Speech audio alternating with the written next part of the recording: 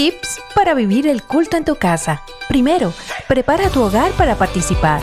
Prepara el lugar donde vas a ver el culto, creando un ambiente propicio. Toma las medidas que sean necesarias para que nada ni nadie puedan interrumpir este momento. Por ejemplo, silenciar tu teléfono. Hazlo con tiempo, sin afán. 2. Prepárate tú también.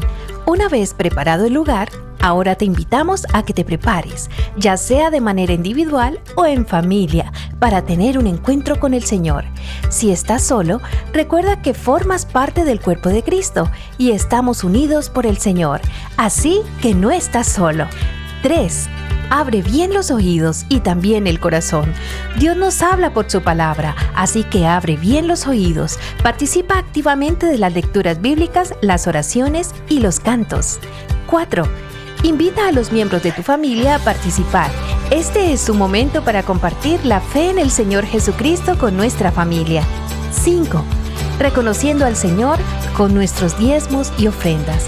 Para la entrega de tus diezmos y ofrendas, puedes comunicarte con la iglesia para indicarte cuáles son los canales abiertos para este propósito.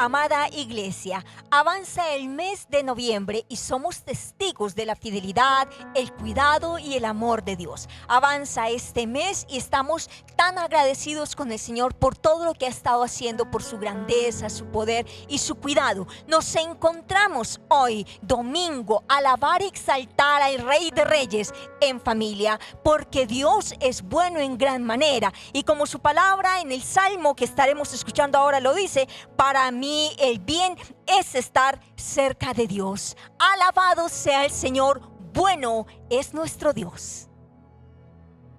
Les invito a leer el Salmo 73.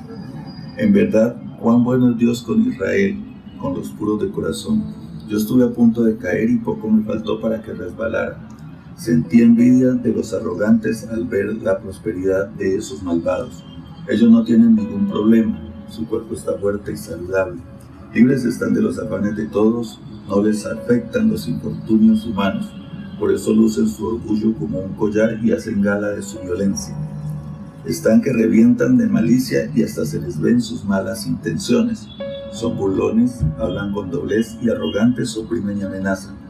Con la boca increpan al cielo, con la lengua dominan la tierra. Por eso la gente acude a ellos y cree todo lo que afirman. Hasta dicen, ¿cómo puede Dios saberlo? ¿Acaso el Altísimo tiene entendimiento? Así son los impíos, sin afanarse aumentan sus riquezas. En verdad, ¿de qué me sirve mantener mi corazón limpio y mis manos lavadas en la inocencia, si todo el día me golpean y de mañana me castigan? Si hubiera dicho, voy a hablar como ellos, y habría traicionado a tu linaje. Cuando traté de comprender todo esto, me resultó una carga insoportable, hasta que entré en el santuario de Dios. Allí comprendí cuál será el destino de los malvados. En verdad, Los has puesto en terreno resbaladizo y los empujas a su propia destrucción. En un instante serán destruidos, totalmente consumidos por el terror. Como quien despierta de un sueño, así, Señor, cuando tú te levantes desecharás su falsa apariencia. Se me afligía el corazón y se me amargaba el ánimo por mi necedad e ignorancia. Me porté contigo como una bestia, pero yo siempre estoy contigo, pues tú me sostienes de la mano derecha. Me guías con tu consejo y más tarde me acogerás en gloria. ¿A quién tengo en el cielo sino a ti? Si estoy contigo, ya nada quiero de la tierra. Podrán desfallecer mi cuerpo y mi espíritu, pero Dios fortalece mi corazón. Él es mi herencia eterna. Perecerán los que se alejen de ti. Tú destruyes a los que te son infieles. Para mí el bien es estar cerca de Dios. He hecho del Señor soberano mi refugio para contar todas tus obras.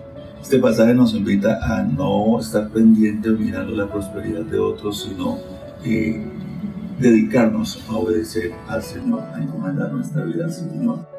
Es un gozo, Señor, poder reunirnos y adorarte, Padre Celestial, al Dios de los cielos, al que es bueno por los siglos de los siglos. Lo declaramos, lo confesamos y nos gozamos en el Rey de Reyes.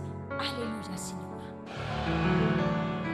Bueno es Dios, siempre fiel, puso un canto nuevo en mi corazón. Bueno es Dios, siempre fiel, en la oscuridad brillará su amor. Bueno es Dios.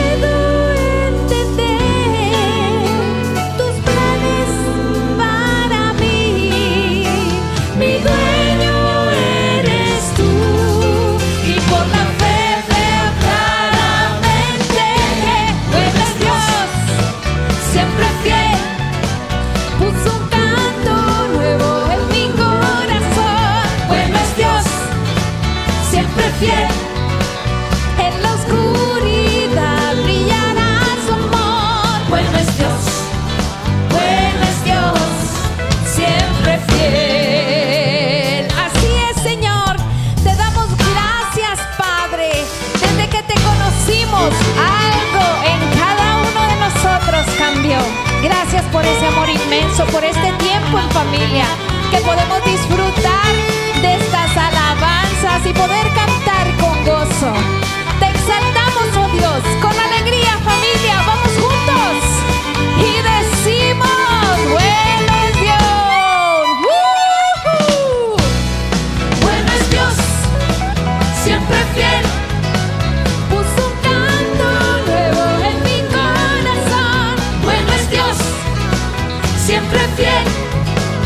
En la oscuridad brillará su amor. Bueno es Dios, bueno es Dios, bueno es Dios.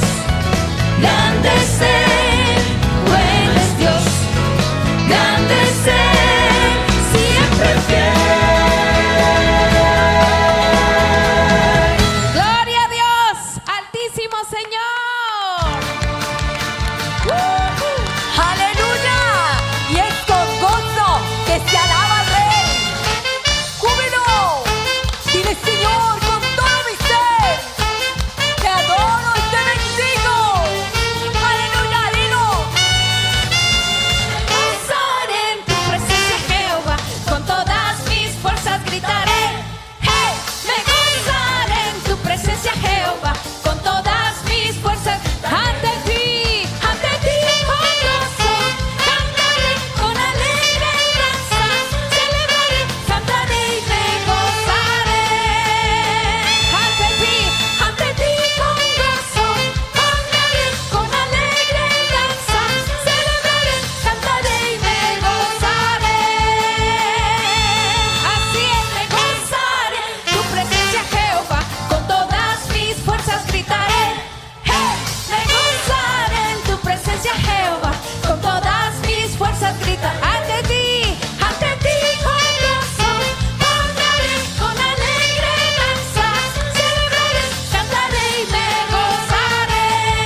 ante ti Ante ti con gozo, cantaré con alegre danza, celebraré, cantaré y me gozaré. Me gozaré en tu presencia, Jehová, con todas mis fuerzas gritaré.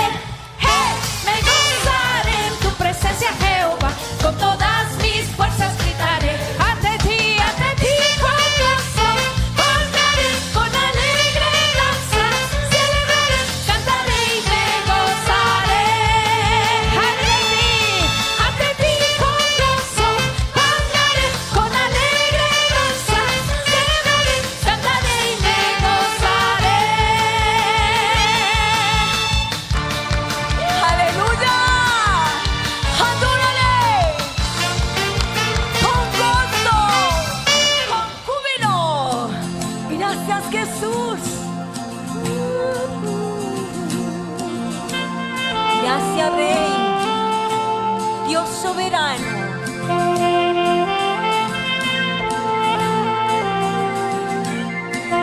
Hablaremos de tu grandeza, Rey, de tu fidelidad. sobre montañas y el mar, tu río corre para amar, y al abrir mi corazón, el sanador libre me hará. Estoy feliz en la verdad, a ti mis manos alzaré, por eso siempre cantaré de cuando viniste a mí. Jesús, adórale, bendícele.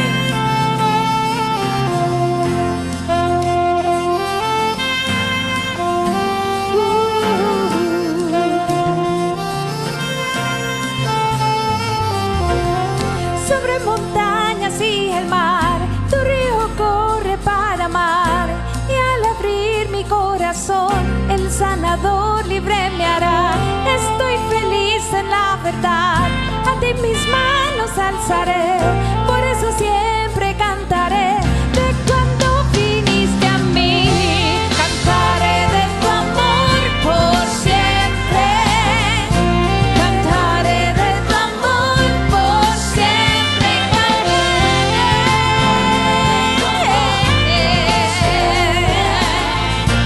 cantaré de tu amor por siempre, cantaré de tu amor por siempre. Yo cantaré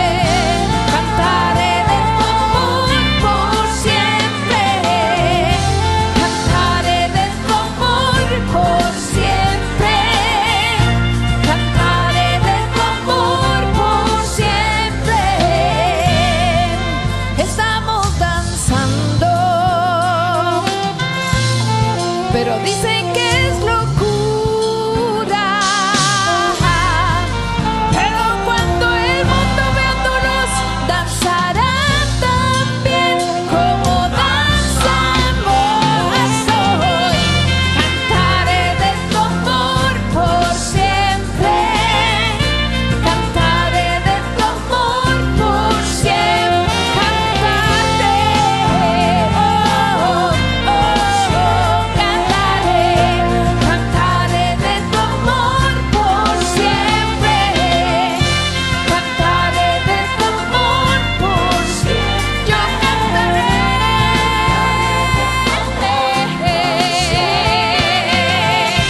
Cantaré de tu amor por siempre. Cantaré de tu amor por siempre. Estamos danzando y dicen que es locura. Pero cuando el mundo vea tu luz, danzarán también como danzamos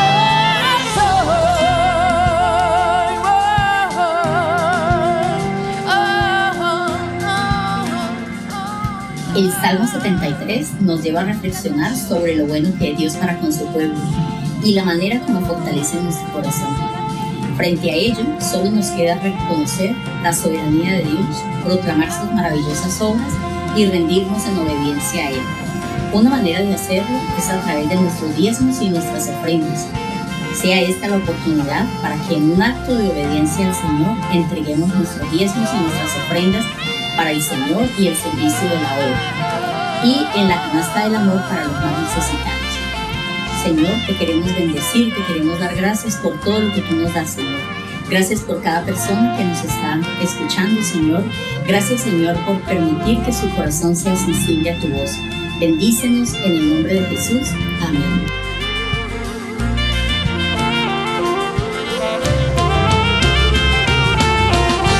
Cantaré de tu amor por siempre. Cantaré de tu amor por siempre. Cantaré de tu amor por siempre. Cantaré de tu amor por siempre.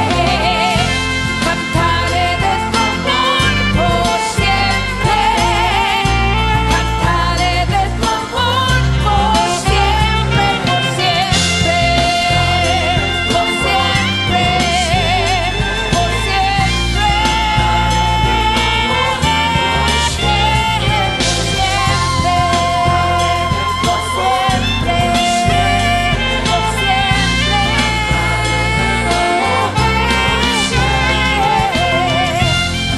Cantaré de tu amor por siempre. Cantaré de tu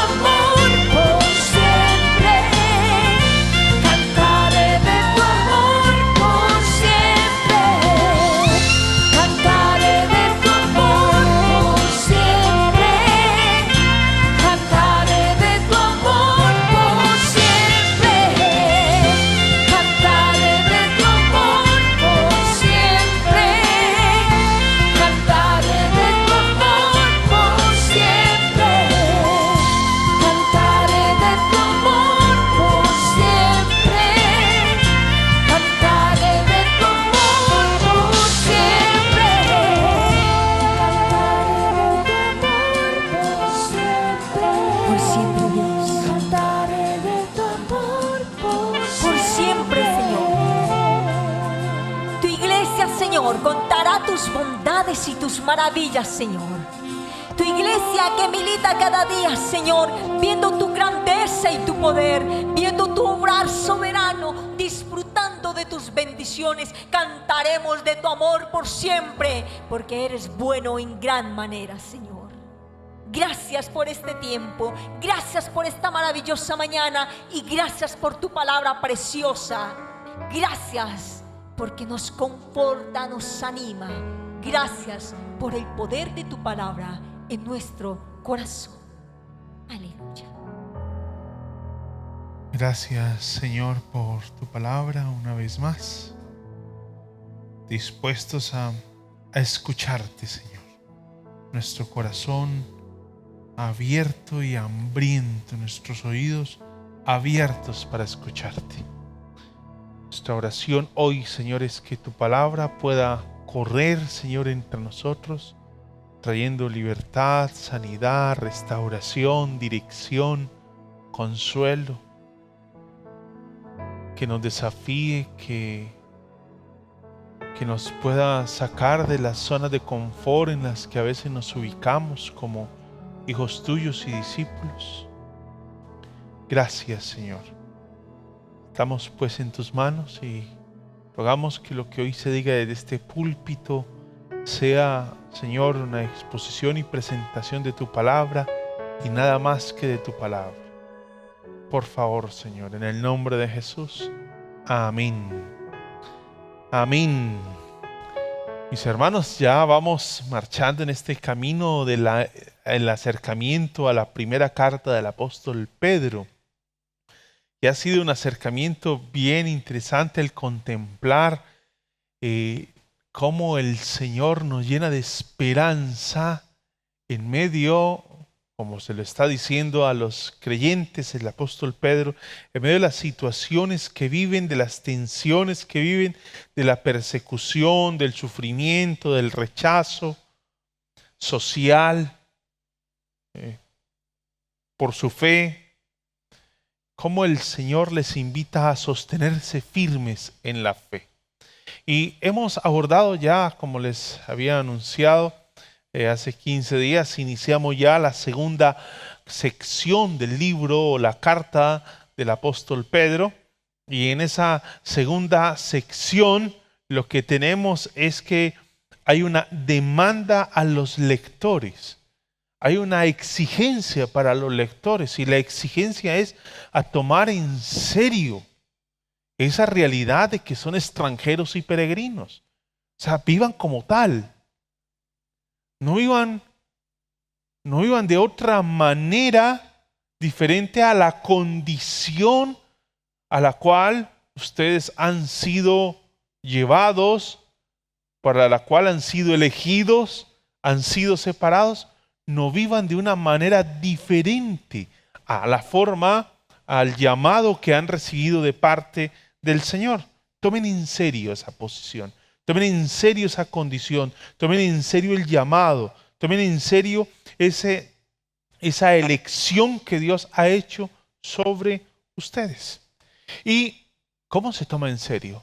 Pues eso se toma en serio mostrándolo, mostrando ese distintivo de la vida.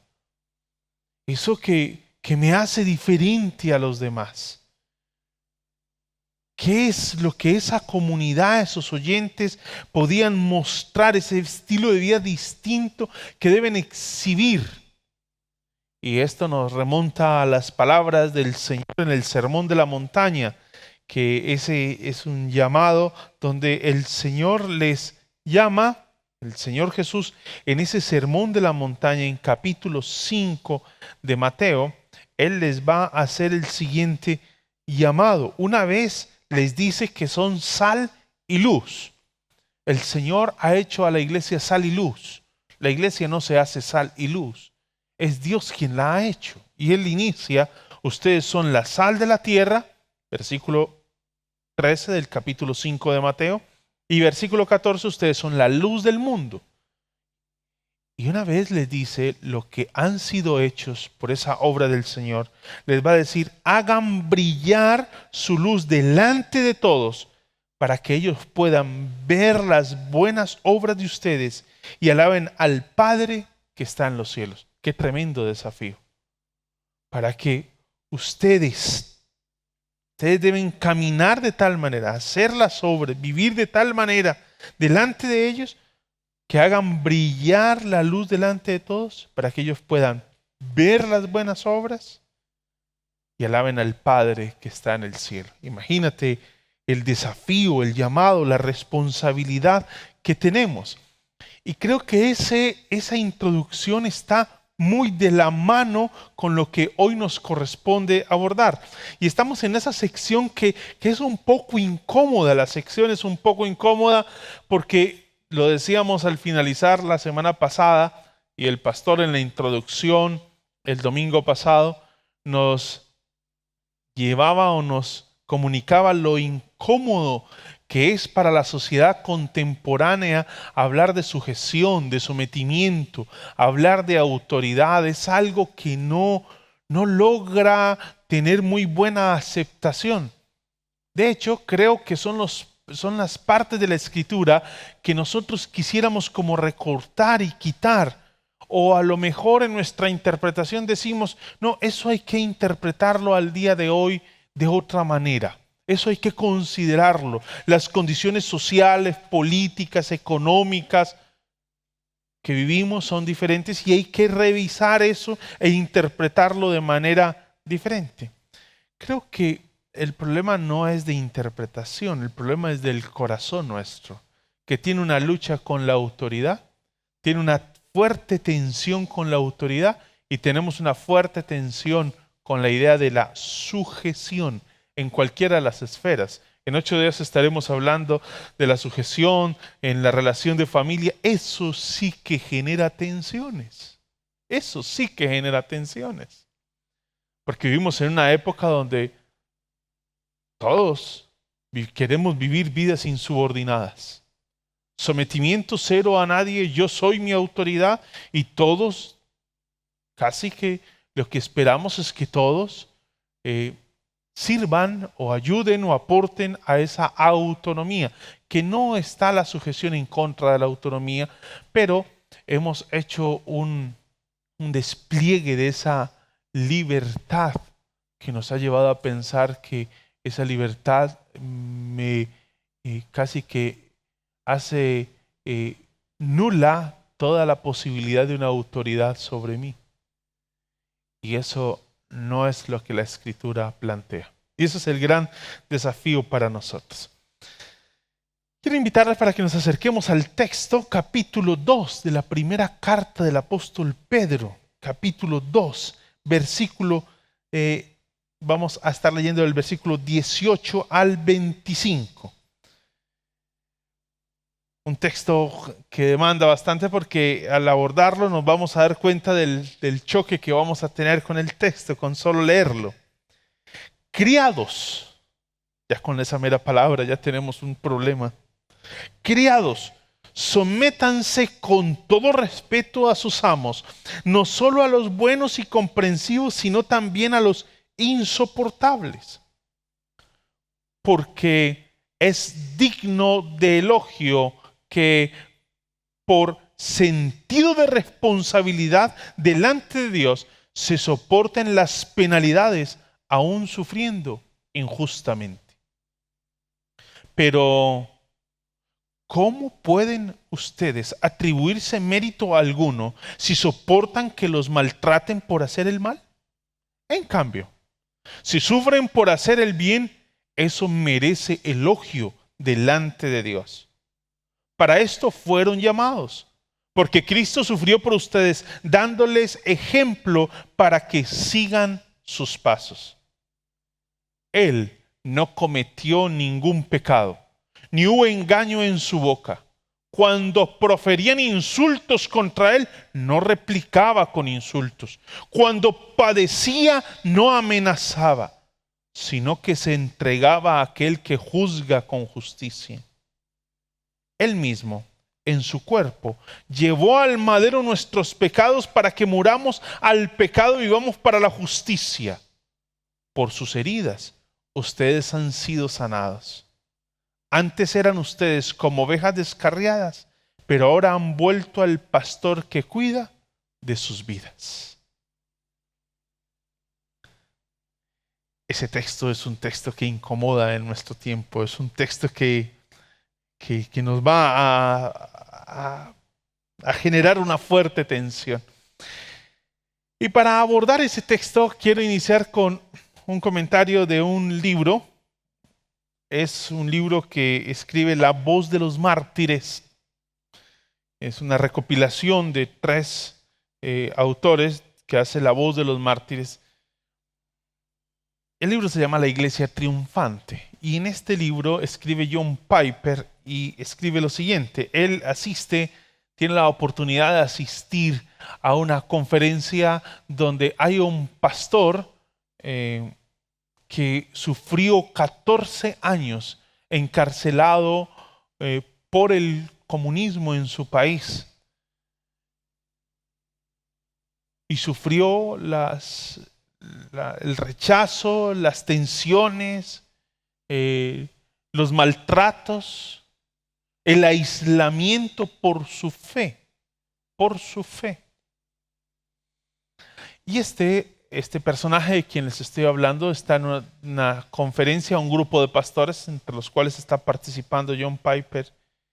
Y John Piper nos dice lo siguiente, que este personaje hace la siguiente anotación.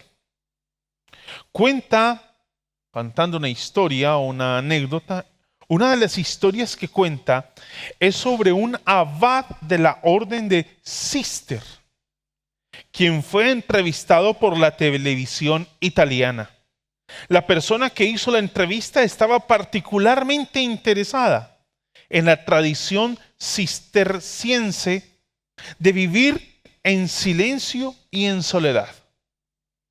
Así que le preguntó al abad, ¿y qué si se diera cuenta al final de su vida que el ateísmo es verdad y que no existe un Dios? Dígame, ¿qué tal esto fuera cierto?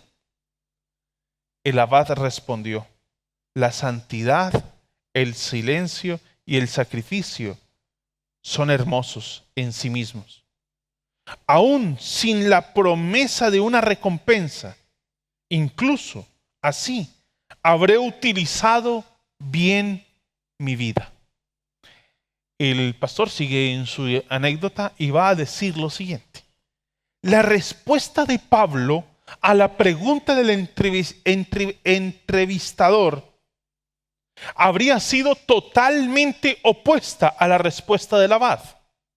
El entrevistador habría preguntado qué pasaría si su estilo de vida resultara estar basado en una mentira y que no existe Dios. La respuesta del abad en esencia fue una vida buena y noble en todo caso. Pablo dio su respuesta en 1 Corintios capítulo 15 versículo 19. Si en esta vida solamente esperamos en Cristo, somos los más dignos de conmiseración de todos los hombres. Esto es totalmente opuesto a la respuesta del abad. Y es que el apóstol Pablo en 1 Corintios capítulo 15 está diciendo, si Cristo no resucitó, si en esta vida solamente, si Cristo no resucitó y en esta vida solamente esperamos en Cristo, somos los más dignos de conmiseración de todos los hombres.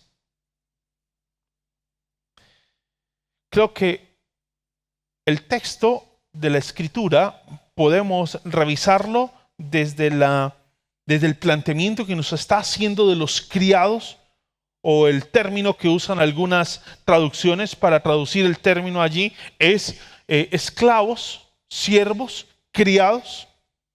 ¿Podríamos concentrarnos en eso o podríamos extraer el principio que el apóstol Pedro quiere comunicarnos? ¿Cuál es el principio que quiere comunicarnos allí? ¿Qué es lo que nos quiere comunicar? En una conversación que sostenía en estos días, alguien expresaba, lo único seguro que tenemos es la muerte. Parece ser que el abad de quien está hablando John Piper en la cita que hace del comentario realizado por este pastor en su conferencia, el abad está en la idea de que lo único seguro que tiene en la vida es la muerte.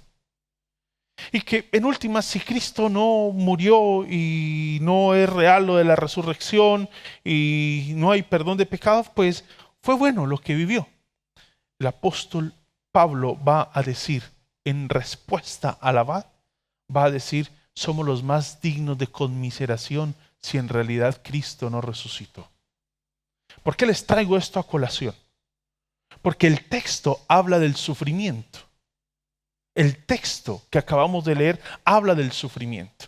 Y nos toca no detenernos en la idea de los criados y esclavos y amos y la relación que deben tener, porque probablemente hoy no tenemos, por lo menos se espera, una relación de esclavos y amos. No hay relaciones de esclavitud, pero allí sí hay unos principios que nos saltan y nos traen y vienen a nosotros al siglo XXI. ¿Qué es lo que nos está diciendo la Escritura hoy en ese pasaje que estamos abordando? Es posible que muchas personas piensen que hay una virtud en el sufrimiento en sí. Y es lo que el apóstol Pedro quiere hacer el llamado a las personas. No hay una virtud en realidad en el sufrimiento en sí. O sea, sufrir por sufrir no es bueno. No es bueno. Sufrir por sufrir. Sufrir simplemente porque hay una situación difícil que enfrentar y vemos que sufrir es una virtud, simplemente sufrir, sin ningún propósito, sin algo más allá. No hay virtud en el sufrimiento en sí. No hay virtud en el sufrimiento en sí. Y como nosotros vivimos en una sociedad que le tiene miedo a sufrir, le tiene miedo al sufrimiento, hacemos todo lo que esté al alcance de nuestra mano para evitar el sufrimiento, eliminar de nuestro panorama la idea y la posibilidad de sufrimiento. No cabe en ese cuadro que tenemos de la vida contemporánea, no cabe la idea de sufrimiento. Tenemos temor a sufrir. Tenemos miedo de sufrir, sea cual sea la causa. Tenemos miedo de una enfermedad que nos doblegue, le tenemos miedo al coronavirus, le tenemos miedo a un cáncer que nos aborda en el camino, le tenemos miedo a la quiebra de la empresa, le tenemos miedo a una crisis económica, le tenemos miedo. Y le tenemos miedo porque nos pone en riesgo. Nos pone en riesgo nuestra estabilidad, lo que hemos logrado, lo que hemos alcanzado. El nivel, la posición, el renombre, la estabilidad que hemos logrado se pone en riesgo frente a todo eso. De hecho, creo que en muchas oportunidades preferiríamos mentir. No es correcto, pero creo que en muchas oportunidades es preferible mentir. Se prefiere mentir si está en riesgo mi vida, mi trabajo, mi economía, mi estabilidad familiar o cualquier bien del cual se goza y se disfruta, sea material, emocional o relacional. Si se tiene algo como esto, es preferible y posiblemente el camino que optemos sea en procura de evitar el sufrimiento, el camino a seguir sea mentir. Porque le tenemos miedo al sufrimiento. Haríamos todo. No tendríamos, y creo que la sociedad contemporánea con su relativismo no tendría ningún prejuicio en quebrantar cualquiera de sus principios cristianos con tal de que se le brinde la oportunidad de liberarse del sufrimiento, de evitar la pérdida. En una oportunidad, hablando de Saúl, usaba el siguiente refrán: hasta el alma le vendemos al diablo si se trata de evitar el sufrimiento.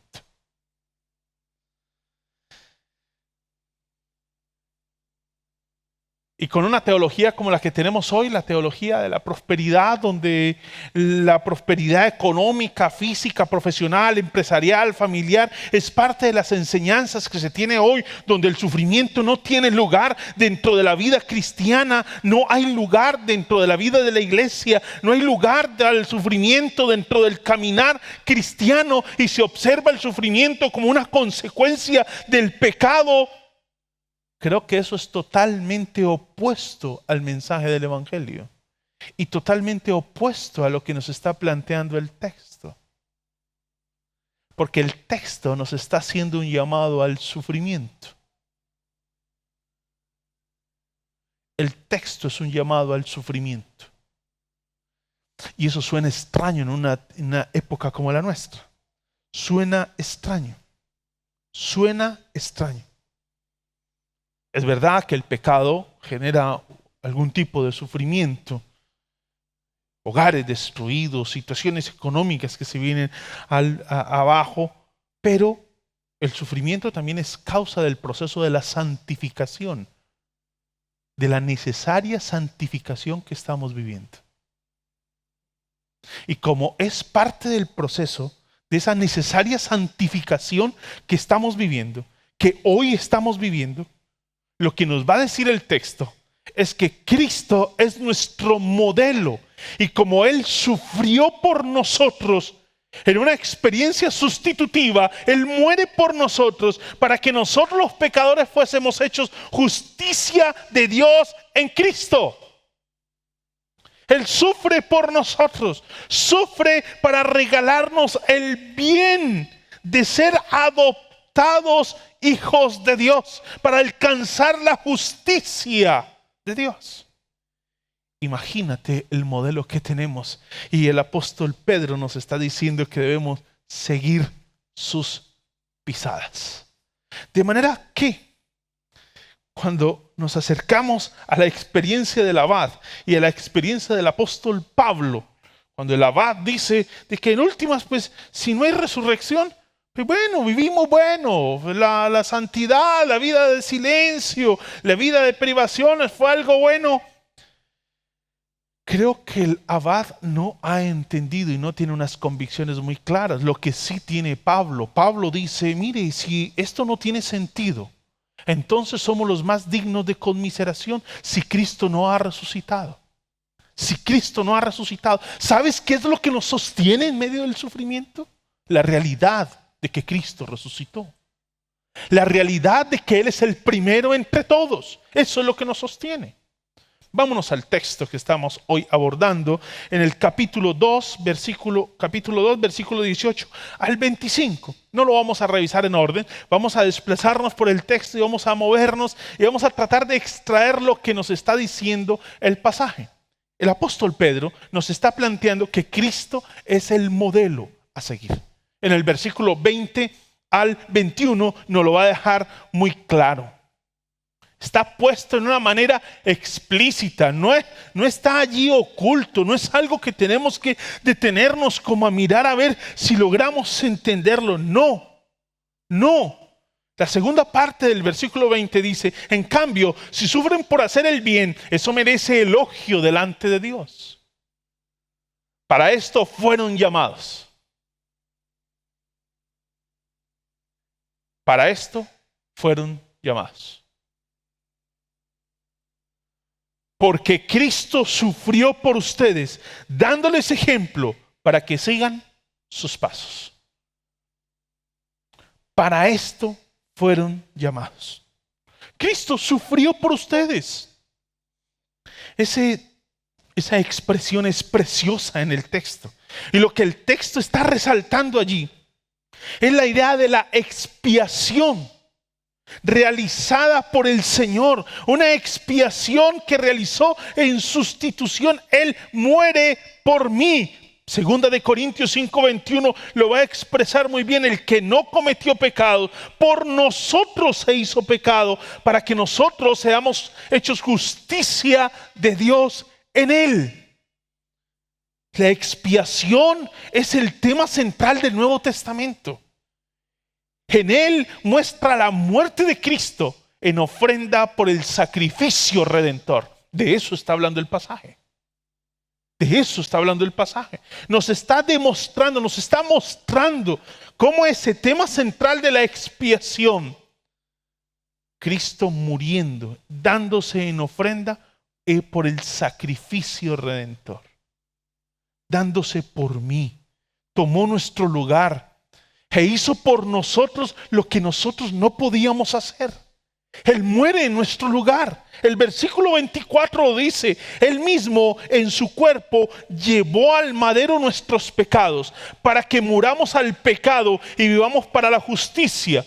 Por sus heridas ustedes han sido sanados. Él tomó nuestro lugar. Esta es una obra que nadie más, excepto el Hijo de Dios, podía hacer por nosotros. Nadie más podía hacerla. Esa obra, esa expiación, esa muerte sustitutiva era algo que solo Cristo podía hacer. Solo Cristo podía hacer. Solo el Hijo de Dios podía morir por nosotros. Es lo que va a expresar la carta escrita por el apóstol Pablo a los romanos. En efecto, la ley no pudo liberarnos porque la naturaleza pecaminosa anuló su poder. Por eso Dios envió a su propio Hijo en condición semejante a nuestra condición de pecadores para que se ofreciera en sacrificio por el pecado. Así condenó Dios al pecado en la naturaleza humana. No podía ser otro. Tenía que ser Él, Cristo Jesús. Es una obra expiatoria que no puede ser duplicada. Es decir, el llamado acá de seguir sus pisadas, como lo está expresando, dándoles ejemplo para que sigan sus pasos. El llamado acá a seguir sus pasos no es a que nosotros debemos morir en un sacrificio expiatorio. No, ese sacrificio expiatorio no es posible imitarlo. Solo Cristo podía morir por usted y por mí. Solo Cristo podía morir una vez y para siempre sucedió esto. Así lo plantea el libro de Hebreos capítulo 9 versículo 26. Si así fuera, Cristo habría tenido que sufrir muchas veces desde la creación del mundo. Al contrario, ahora al final de los tiempos se ha presentado una sola vez para siempre a fin de acabar con el pecado mediante el sacrificio de sí mismo. Él muere por nuestros pecados y solo Él podía hacerlo. ¿Sabe algo? El sufrimiento de Cristo es la base de nuestra esperanza. El sufrimiento de Cristo es la base de nuestra esperanza. Nuestros pecados están perdonados. Así lo expresa el texto. Tenemos vida eterna. Juan 3:16. Porque de tal manera amó Dios al mundo que envió a su Hijo unigénito para que todo aquel que en Él crea no se pierda, mas tenga vida eterna. Y Romanos 8, cuando nos habla de Dios por nosotros y que nada puede separarnos de Él. Esta es la base de nuestra esperanza. Tus pecados y mis pecados han sido perdonados por el sufrimiento de Cristo en la cruz del Calvario. Por ese padecimiento de Cristo por nosotros. Tenemos vida eterna. Tú tienes esperanza de vida eterna por el padecimiento de Cristo. Dios, que nos ama, nos dice que nada puede separarnos de Él. Nada puede separarnos del Señor. Jesús, siendo inocente, padeció por nosotros.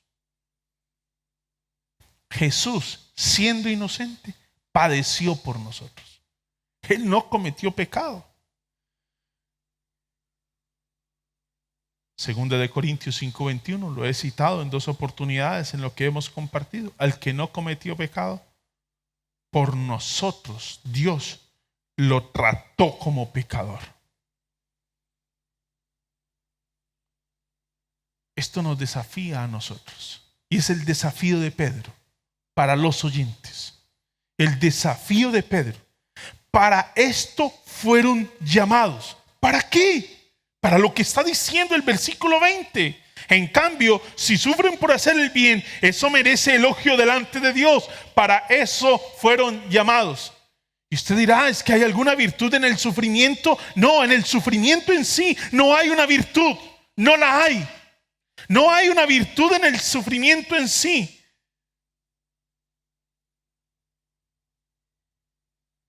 Pero sí hay una virtud en el sufrir haciendo el bien, motivados por la esperanza que tenemos y la seguridad que tenemos en Cristo Jesús.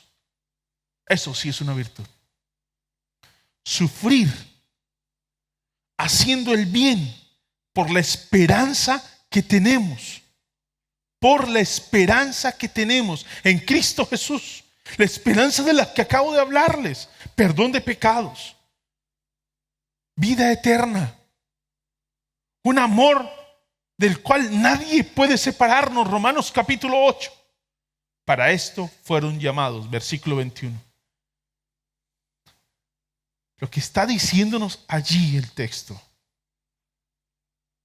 es, primero, no quiso decir que eres llamado a hacer expiación por el pecado. Ya lo dijimos, nosotros no hacemos expiación. Nosotros no sufrimos para expiar el pecado de ninguno.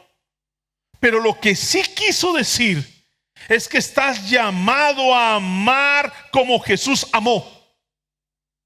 Estamos llamados a amar como Jesús amó. Y debemos estar dispuestos a sufrir haciendo lo correcto como Él lo hizo.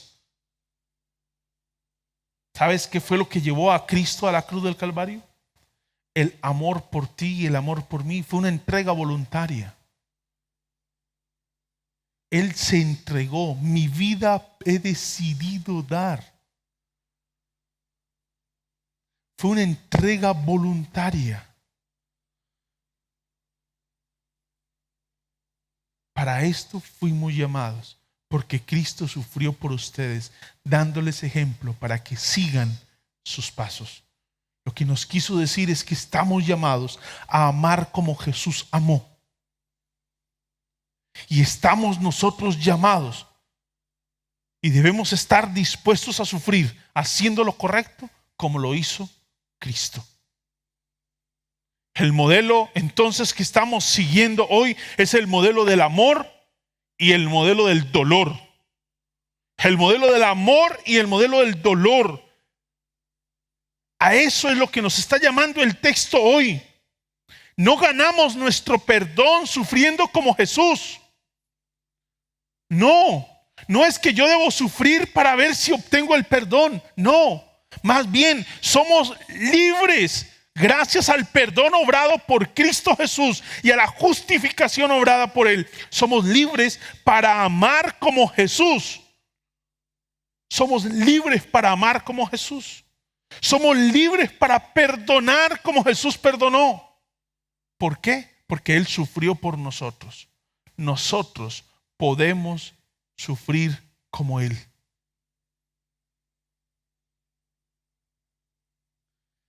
El desafío del modelo de Cristo.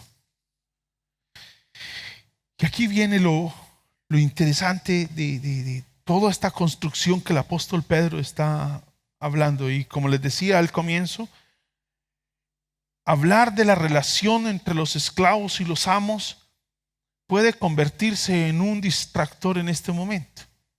Porque no vivimos en una condición, en una sociedad donde la esclavitud sea parte de la dinámica, por lo menos no es algo socialmente aceptable. Pero ¿qué es el llamado del Señor? El llamado que nos está haciendo el Señor aquí es que la vocación del discípulo, sea cual sea la condición en la que viva, como criado, como amo, como esposa, como esposo, como gobernante, como ciudadano, como hijo, como padre, como empleado, como jefe, como pastor, como iglesia, como creyente, sea cual sea mi condición. La vocación del discípulo es ser como Cristo.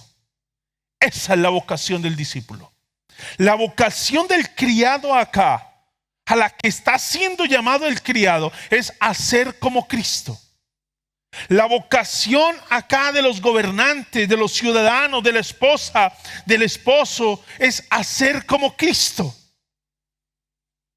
Para esto fueron llamados, para ser como Cristo. Y lo que nos está planteando el texto es que Cristo sufrió. Y ese sufrimiento es en razón de la vivencia de la palabra del Señor, de la voluntad de Dios. Ustedes han sido llamados a comportarse de esa manera, como Cristo. Esa es su vocación. Así lo traduce la Biblia de nuestro pueblo. Esa es su vocación. Debemos seguir las huellas del Señor. Si algo el texto nos está comunicando acá a los criados, lo que se les está llamando es a que ellos deben encarnar ese ejemplo que les fue dado por Cristo Jesús. El principio entonces que podemos rescatar es que la vocación del discípulo es ser como Cristo, en cualquiera sea la condición en la que estamos. Usted es empleado y quiero dejar algo claro. No se puede hacer un paralelismo, sería muy desacertado hacer un paralelismo entre la relación de esclavo y amo y la relación de empleado y jefe. No es muy acertado la comparación, el paralelismo. Es posible que pensemos en que haya alguna idea de similitud, pero no puede trazarse un paralelismo. Las condiciones son totalmente diferentes. Pero siendo las condiciones totalmente diferentes, sea cual sea la relación que sostengamos, sea cual sea la condición en la que estemos, sea cual sea la dinámica de vida que estemos sosteniendo, sea una relación de familia, sea que estés pensando en tu relación laboral, estés pensando en la relación en tu universidad, colegio, con tu profesor, con tus alumnos, sea cual sea la condición que estés pensando o estés viviendo, lo cierto es que la vocación que tienes como discípulo del Señor es ser como Cristo. Para esto fuiste llamado, para ser como Cristo. Y ser como Cristo, debemos seguir las huellas del Señor. Es lo que el texto nos está demandando. Allí queda muy claro, en el texto está narrado de manera muy clara. Al final del versículo 21, para esto fueron llamados, porque Cristo murió por ustedes, dándoles ejemplo para que sigan sus pasos. Debemos seguir las huellas del Señor.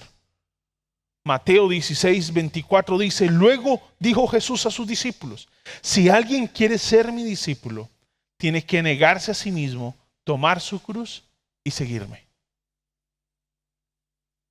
La vocación del discípulo es ser como Cristo. Ese criado que estaba escuchando este mensaje está recibiendo un llamado a ser como Cristo. Hoy que me estás escuchando como padre de familia, el llamado es a ser como Cristo. Hoy que me escuches desde la condición de empleado, tu llamado es a ser como Cristo. Hoy que me escuches desde la condición de jefe, tu llamado es a ser como Cristo.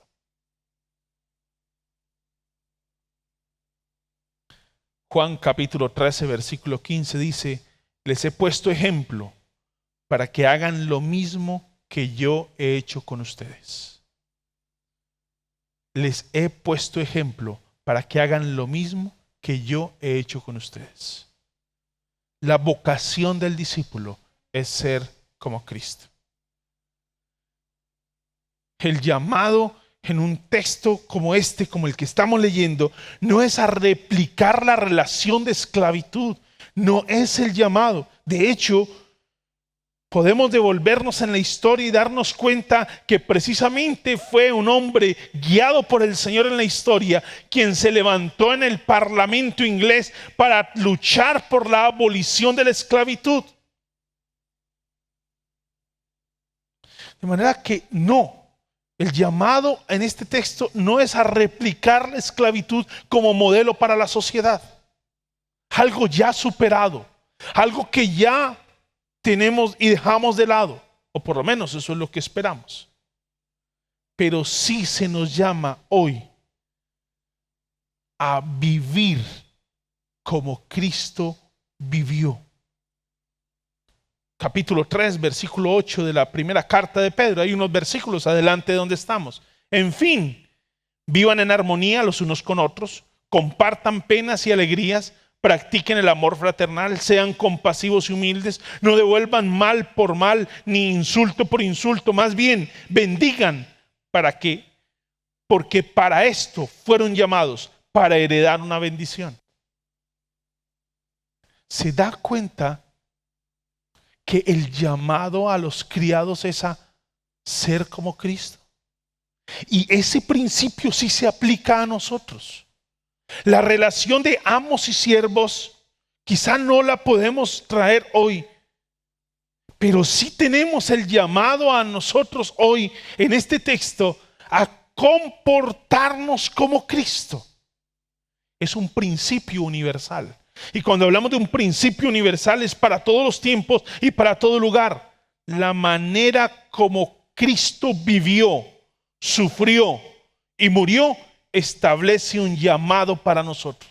La manera en como Cristo vivió, sufrió y murió establece un llamado sobre nosotros para mostrar en nuestras vidas, la supremacía de su amor viviendo de la misma manera. Esas son palabras de John Piper. La manera como Cristo vivió, sufrió y murió establece un llamado sobre nosotros para mostrar con nuestras vidas la supremacía de su amor, viviendo de la misma manera. ¿Se da cuenta el desafío del texto? ¿Se da cuenta lo que nos está llamando el texto a vivir? El texto nos está convocando a nosotros a encarnar la persona de Jesús. ¿Y por qué debemos nosotros encarnar ese modelo? ¿Por qué nosotros debemos encarnar esa vida, ese sufrimiento y esa muerte? ¿Por qué debemos encarnarla? ¿Por qué debe ser nuestro modelo?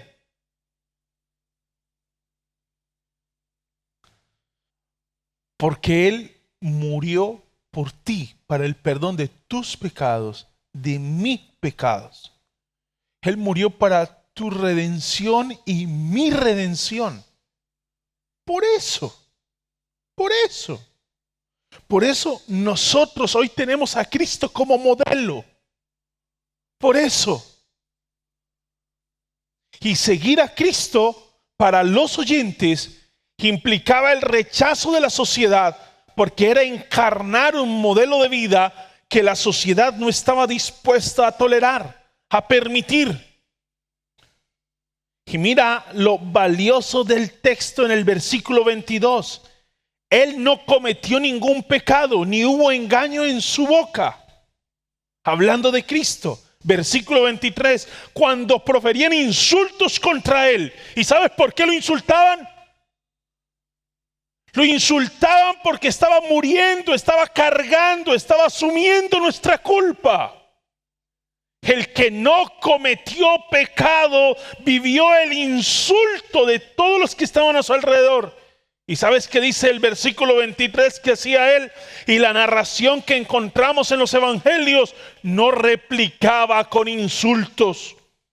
Cuando padecía no amenazaba, sino que se entregaba a aquel que juzga con justicia.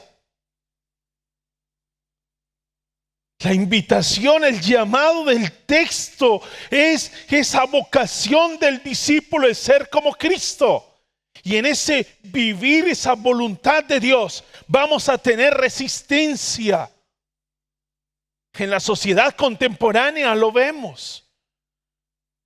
Ser creyente hoy puede darte algún aplauso en algún momento, pero cuando tienes que sentar posturas de aquello que te enseña el Señor en su palabra, cuando tienes que sentar una posición de aquello que dice Dios en su palabra, es posible que lo único que vayas a recibir sea rechazo, lo único que vas a recibir es un insulto, lo único que vas a recibir es la espalda de todos los que están a tu lado, el rechazo de los que están a tu lado. ¿Y hay alguna virtud en ese sufrimiento? Si se trata de sufrir por sufrir, como la respuesta del abad.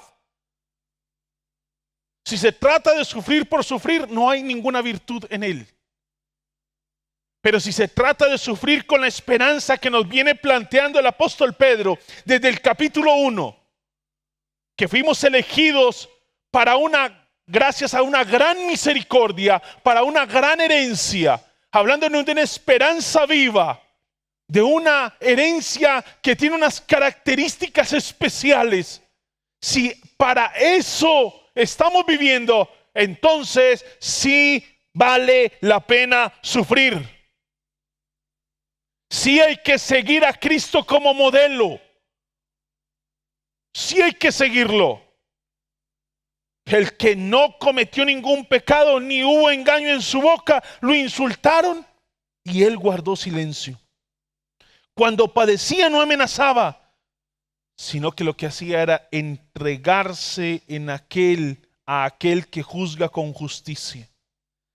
Hay una traducción de la escritura de esa última parte del versículo 23 que me llamó la atención. Y dice, sino que lo dejó todo en las manos de aquel que juzga justamente, Dios. Sino que lo dejó todo en las manos de aquel que juzga justamente, Dios.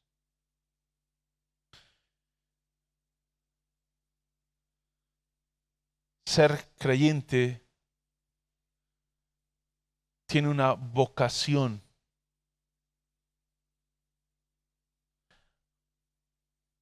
Ser discípulo de Jesús tiene una manera de vivirse. Y la manera nos la modeló Cristo. Nos la modeló Cristo, quien se entregó,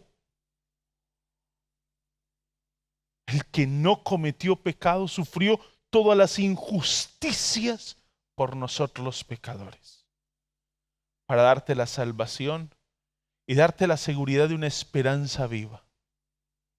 ¿Sabes qué es el llamado hoy?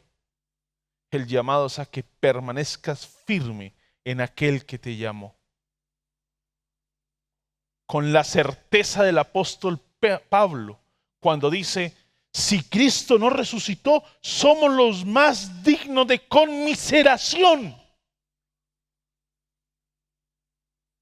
Por eso no comparte la respuesta del abad, porque para él hay una convicción. Y es que este camino en el que se sigue a Cristo como Señor, como dueño de la vida, ese camino de santidad expresado en el capítulo 1, es un camino que tiene unas etapas de sufrimiento, pero van siendo contempladas a la luz de esa gloriosa esperanza, de esa herencia eterna que tenemos.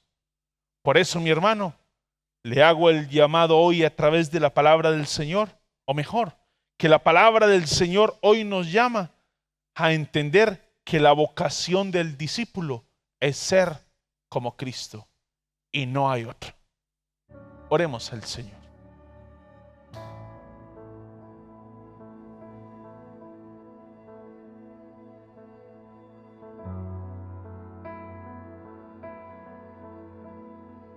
Gracias, Señor, por tu palabra.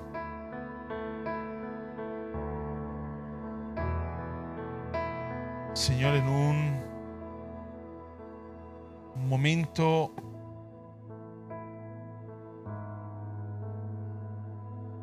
como el que vivimos,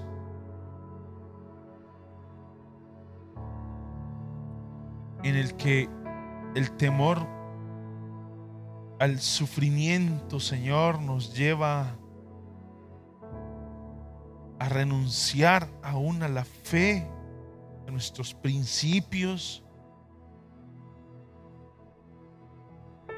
a nuestro modo de vida como creyentes. Hoy que tenemos, Señor, el llamado a seguirte,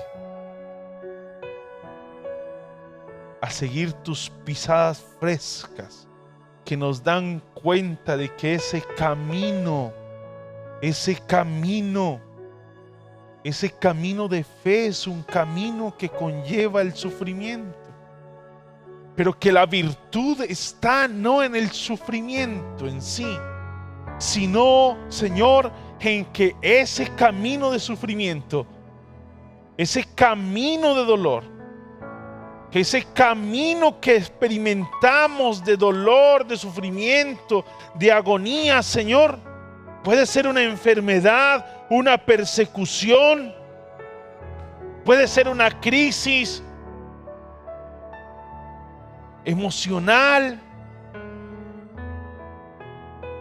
Señor, que en ese sufrimiento tú tienes la intención de perfeccionar nuestra fe. Seguramente el diablo querrá destruir nuestra fe.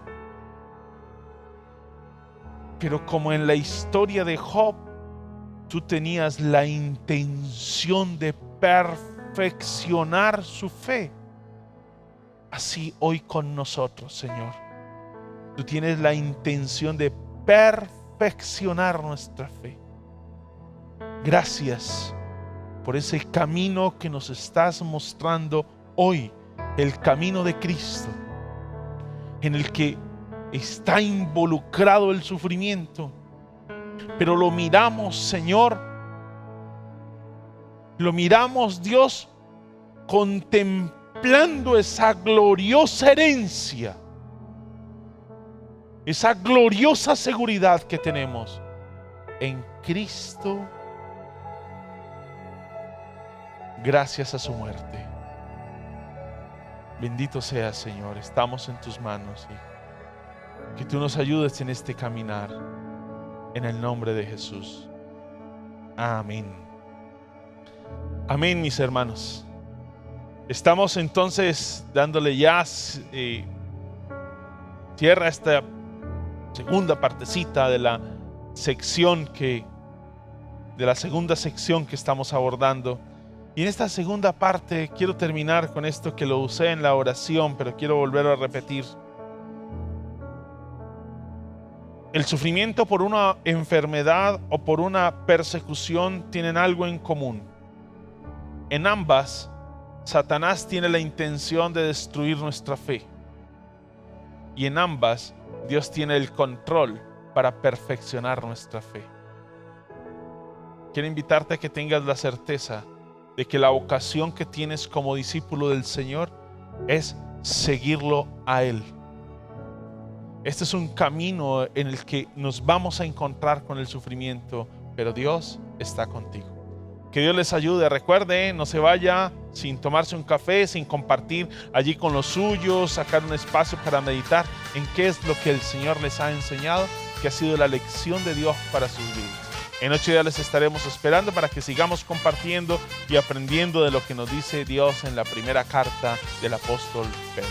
Un abrazo y muchas bendiciones.